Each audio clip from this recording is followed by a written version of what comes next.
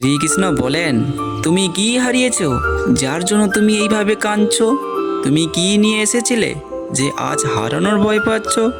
যা তোমারই ছিল না তাকে হারানো তো অসম্ভব। উদাহরণ, কুরুক্ষেত্রের যুদ্ধে অর্জুন যখন নিজের আপনজন আর সন্তানের কথা ভেবে অস্ত্র ছেড়েই দিয়েছিলেন, তখনই কৃষ্ণ হেসে বললেন, অর্জুন, আজ যাদের তুমি নিজের রক্ত বলে দাবি করছো, যাদের শোকে তুমি বুক ফাটিয়ে কান্না করছো, তারা কেউ তোমার সাথে এই পৃথিবীতে আসেনি, আর কেউ তোমার সাথে যাবেও না। এমনকি তোমার নিজের সন্তানও তোমার ব্যক্তিগত সম্পত্তি নয়। তারা কেবল ঈশ্বরের পদ একটি আত্মা, যারা তাদের নিজস্ব কর্মফল ভোগ করতে তোমার মাধ্যমেই এই পৃথিবীতে এসেছে।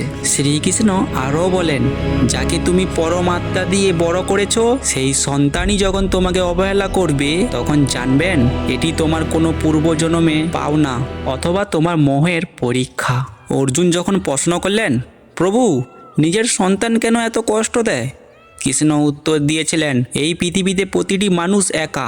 আজ তুমি যার জন্য নিজের স্বপ্ন বিসর্জন দিচ্ছ, কাল সেই তোমাকে চিনতে অস্বীকার করতে পারে। কারণ আত্মা কারোর সন্তান বা কারোর পিতা নয়। তাই মোহ ত্যাগ করো। তুমি শুধু তোমার কর্তব্যটুকুই করো, কিন্তু বিনিময়ে পাওয়ার আশা করো না। যদি সন্তান অবহেলা করে, তবে জানবেন ঈশ্বর তোমাকে এই মোহ থেকে মুক্তি করে নিজের কাছে ডাকছেন। মনে রেখো, পরিবর্তনই পৃথিবীর নিয়ম। শ্রীকৃষ্ণের বাণীটি কেমন লাগলো প্লিজ কমেন্ট করে জানাতে ভুলবেন না। জয় শ্রীকৃষ্ণ।